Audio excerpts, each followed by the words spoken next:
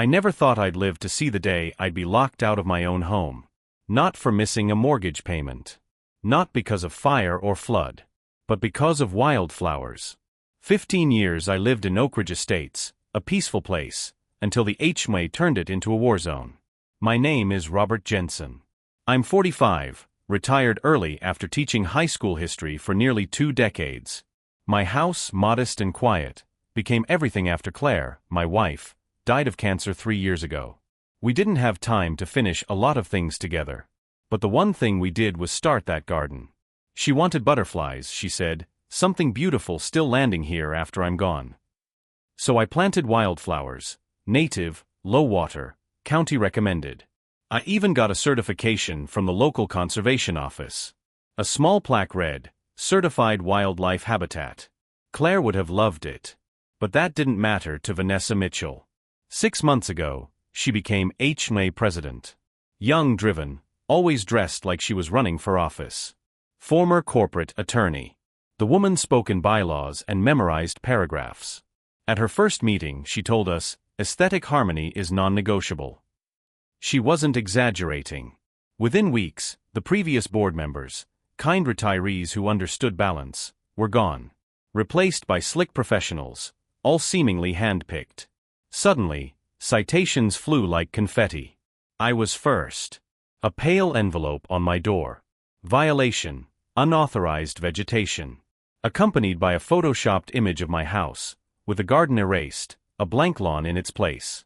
Fine, $100 per day until remediation. I requested a meeting. Vanessa showed up, tablet in hand, sunglasses on her head like a crown. Mr. Jensen, she said without emotion, we're enforcing Covenant Section S2. All landscaping must maintain visual unity with adjacent properties. But these are drought-tolerant plants. They're legal. Recommended by the county, I said, showing her the certification. They may be legal, she replied coolly, but they are not compliant. I told her it was a memorial. Claire's last wish. I saw her jaw tighten, maybe even hesitate. Then it was gone. You have 7 days, she said. The fine rose to $700. My pension, already stretched thin from Claire's medical bills, wasn't built for this kind of punishment. I filed an appeal, only to face a boardroom of blank stares. No one cared. One by one, new violations began stacking up. My mailbox, my flag, the stone path Claire helped design. Suddenly, I was public enemy number 1. And I wasn't alone. Margaret Wilson, 72, cited for her rose garden. Tom Richards, a retired firefighter, fined because his garage door stayed open while he built a dollhouse for his granddaughter. Eduardo Vasquez, my neighbor, told to remove the accessibility ramp for his elderly mother. Non-compliant structural modification, they said. At one HMA meeting, packed with angry residents, Vanessa stood calm, surrounded by 2 men she called compliance consultants.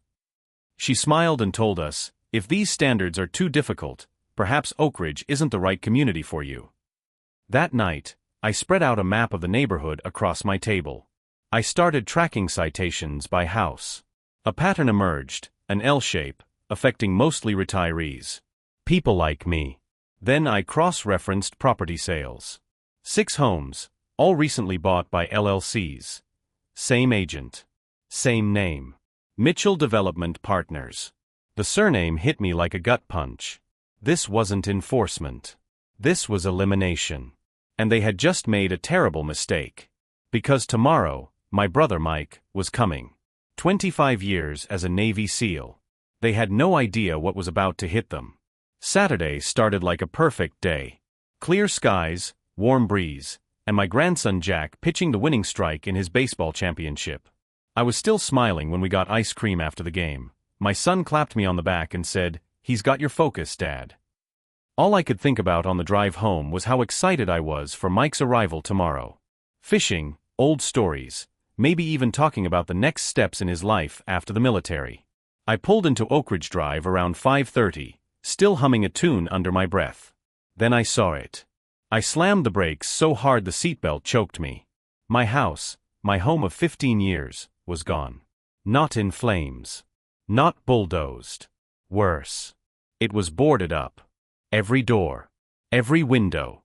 covered in heavy plywood like it was condemned. A laminated notice stapled dead center on the front door read, "Access restricted. Violation, Section 8.3. I stumbled out of my car and ran across the lawn. There she stood. Vanessa. Same white dress. Same clipboard. No workers. No warning. Just her. Smirking like a queen who had claimed new land.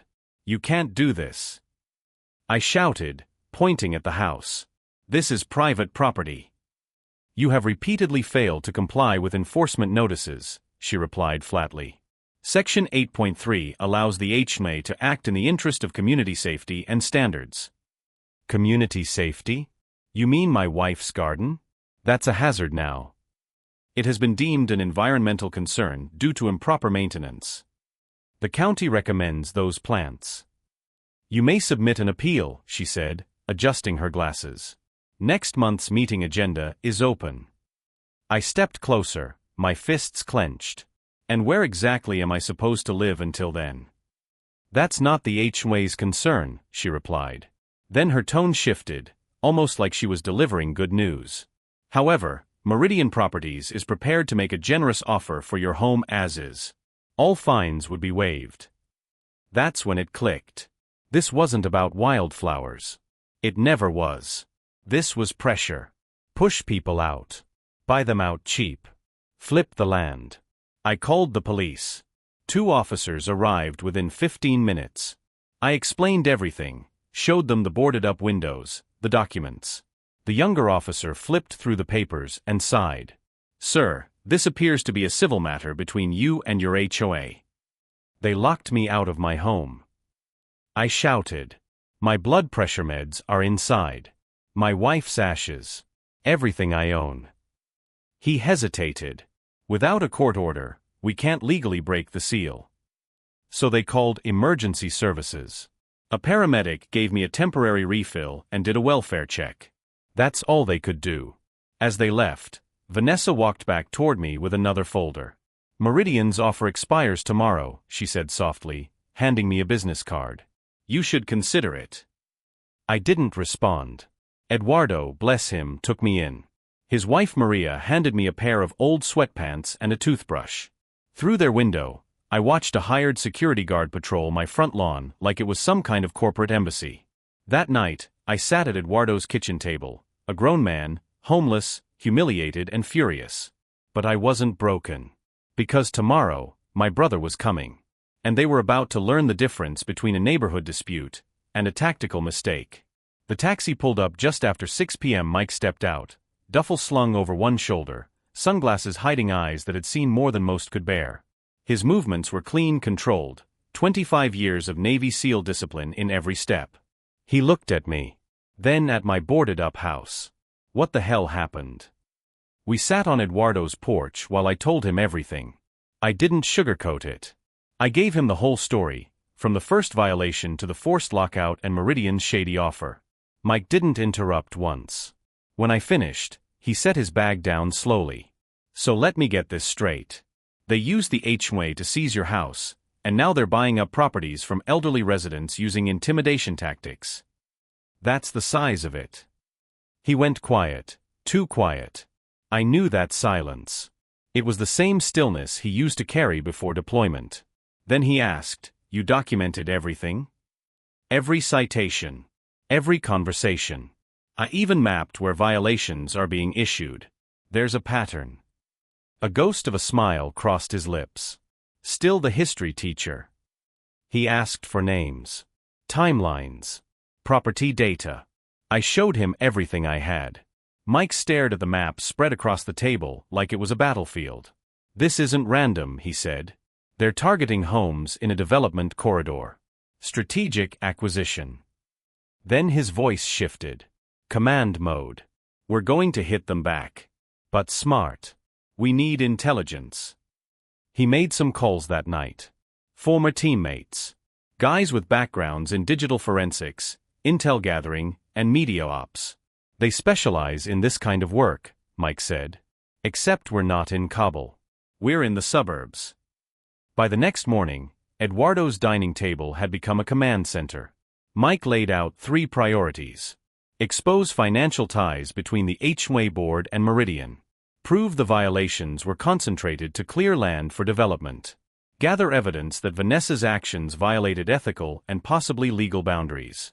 Carlos, a compact man with sharp eyes, arrived Monday. Cyberops. Within hours, he was setting up encrypted communications and sniffing through corporate records. Then came Richard. Calm, polite, always scanning. Human intel, Mike said. He knows how to get people talking. That night, Mike and I walked the neighborhood. Not casually, strategically. He noted sightlines, blind spots, entry points. But more importantly, he connected with people. Especially veterans. Harold? Former Army Rangers, he told me after speaking to the man 3 doors down. Marissa? Air Force Intel. Eduardo? Desert Storm Marine. You've got a unit here, Bobby. They just didn't know they were part of it yet. By day 3, 17 veterans had been identified across Oak Ridge. Every one of them eager to help. Mike didn't just build a legal defense. He was forming a resistance. Then Carlos found it. They got sloppy, he said, flipping his laptop around. All 6 shell companies link back to one name, James Mitchell. Vanessa's husband. Same man who taught a university class on community revitalization. Sophia, Eduardo's daughter, had access to his guest lectures. And there it was, in HD, a full presentation by James Mitchell, outlining Oak Ridge Estates as a future retail site. 6 months ago. Before any of us received our first citation. Mike leaned forward, eyes cold. They planned this before she even ran for president. Mike always said, the side that seizes the initiative controls the battlefield. Now we had the evidence. A digital blueprint. Vanessa's husband presenting Oak Ridge Estates as a development target months before the first violations were handed out. Mike called it the smoking gun. I called it proof that my wife's memorial garden had been targeted long before anyone cared what it looked like. We gathered our growing team in Eduardo's garage. Veterans, neighbors, even Sophia and a few younger residents joined. Mike stood before us like he had 1,000 times before, leading missions most of us could never imagine. This isn't just about Robert's house, he said. It's about every home here. Every memory they think they can buy or board up. He outlined the next steps like a tactical op. Carlos would finish tracing HOA finances. Richard would gather statements from neighbors targeted with violations. I would continue documenting patterns. Sarah, our attorney, filed an emergency injunction. And Jim Kozlowski, a reporter Mike knew from Iraq, agreed to run the story. Thursday. Channel 8. Full report goes live, Mike told us. Vanessa must have sensed something brewing because that same day, she called an emergency HOA meeting to address misinformation. She's rattled, Mike said. We hit them on our terms. That morning, something unexpected happened. Judge Sandra Reynolds, recently back from medical leave, took over the local court's emergency docket. Unlike Judge Harmon, she had no ties to development firms. By noon, she issued a restraining order against the HOA. My home was unsealed. I stood inside, dust in the air, the scent of plywood lingering. But something caught my eye. On the floor. Forgotten. A clipboard. Meridian's logo stamped on it. Attached was a printed architectural rendering of a shopping center, right where my house stood. Date stamped 3 weeks before my first violation notice. I brought it straight to Sarah. She flipped through the pages, her hands actually trembling. They didn't just plan to take your home, she said. They'd already drawn what would replace it. That night, Mike gathered everyone one last time before the meeting. Tomorrow is our D-Day, he said. We present facts, not anger. Truth is our strongest weapon. The community center was packed that evening. Cameras from Channel 8 lined the front row. Neighbors who hadn't attended a meeting in years showed up wearing blue ribbons, Harold's idea, to show unity. Vanessa walked in flanked by her board members and her husband. She tried to carry herself with authority, but her smile cracked when she saw the crowd. We're simply enforcing community standards, she began. Mike stood up. Calm, steady. I'm Commander Michael Jensen, retired. For 25 years, I protected this nation from threats abroad. Tonight, I speak because there's a threat here, one using bureaucracy to evict citizens from their homes. He gestured to me. My brother was locked out of his home while taking his grandson to a baseball game. And that wasn't an isolated case, it was part of a calculated acquisition strategy. James Mitchell stood up, red-faced. That's a baseless accusation. Mike nodded to Carlos. A projector blinked to life, casting James's own face on the screen, teaching his university lecture. Phase 1. Replace local governance with cooperative leadership. Phase 2. Increase violations to pressure-resistant targets. The room erupted. Gasps. Shouts. Then silence. Sarah stepped forward, holding the Meridian clipboard. This document proves that development plans were drawn up before any violations. This isn't neighborhood management, it's fraud. Then Margaret Wilson, trembling but defiant, stood. I've lived here 40 years. Got 17 citations in 3 months. I was ready to sell. Until I saw what they were doing to all of us. I won't be bullied out of my home. Applause broke out. And just like that, Vanessa tried to adjourn the meeting.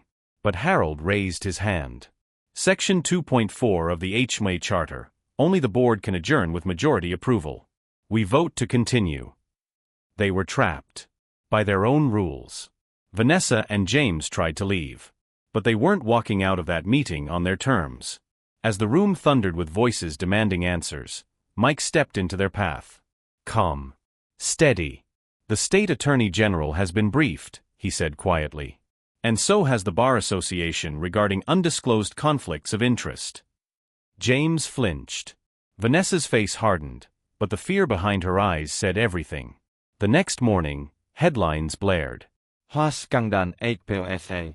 Channel 8 investigates the forced sale plot behind Oak Ridge Estates. The injunction Judge Reynolds signed now had teeth. All fines were suspended. Enforcement frozen. A court-appointed observer placed at every HOA meeting. Neighbors rallied. I watched it all from Eduardo's porch, still wearing borrowed clothes, my home still half-dusted with plywood flakes. But it was mine again. By the following Tuesday, a recall vote removed Vanessa and her cronies. Harold, our Army Ranger neighbor, was elected interim HOA president. His first act. All violations under the previous board nullified. The second, a formal audit of HOA finances. We had won a battle, but something bigger was beginning. Meridian Properties sent a letter 2 days later. In carefully phrased legal jargon, they announced the indefinite suspension of development activities in Oak Ridge due to community feedback. Translation? We scared them. That weekend, something magical happened. Neighbors, dozens of them, arrived at my doorstep with gloves, tools, and seedlings. Tom Richards repaired my porch railings. Eduardo repainted the trim. Maria brought sweet tea and her famous tamales. Together, we replanted Claire's memorial garden. Margaret brought cuttings from her late husband's rose bushes. Tom's granddaughter designed a small wooden plaque. In memory of Claire Jensen, beauty takes root. Even Mike knelt in the dirt with us. For a man who had breached foreign compounds, watching him gently press wildflower seeds into the soil said more than any speech ever could. The garden bloomed again. And so did our neighborhood. People who hadn't spoken in years now shared coffee, phone numbers, and plans. We started a neighborhood emergency response team, led by veterans but open to everyone. Mike helped organize it before heading out again. At our first training, he told the group, the strongest defense against exploitation isn't a weapon. It's community. At the first HOA board meeting under Harold, we passed a new charter. One that protected accessibility ramps, memorial gardens, and water-saving landscaping. A house doesn't make a community, Harold said. The people do. And our job isn't to make every home look identical, it's to make sure people feel safe inside them. Thunderous applause followed. The most poetic justice? An anonymous donation seeded our newly established Oak Ridge Community Preservation Fund, which helped fixed-income residents afford repairs. The amount matched, down to the penny, the total fines Vanessa's board had issued. We knew where it came from. 8 months later, the Attorney General announced settlements with Meridian and former board members. Financial penalties. bans from future HOA positions. And one simple, powerful detail. All funds were returned to the community they were taken from. Claire's garden is even bigger now. 7 homes have created similar butterfly sanctuaries. I see Jack chasing them on weekends, laughing the way Claire used to laugh when she spotted a monarch. Mike still visits. We host veterans breakfasts in Eduardo's garage every month. And he's helping other neighborhoods organize defenses against similar predatory takeovers. He told me once, some battles are fought overseas. But the ones that matter most? They happen here. On our streets. In our homes. Where we raise families. Where we remember the ones we've lost. They thought they could break me because I was just a teacher. But they didn't count on my brother. They didn't count on Eduardo. Or Margaret. Or Harold. Or Channel 8. Or a neighborhood that decided it had been silent long enough. If you're in a fight like mine, remember this. Document everything. Find your people. Speak truth with proof. And never, ever surrender your home to anyone who thinks you're too small to fight back. Because sometimes, a garden is the beginning of a revolution. And that plywood they used to seal my doors? We turned it into benches, right in the middle of Claire's butterfly garden.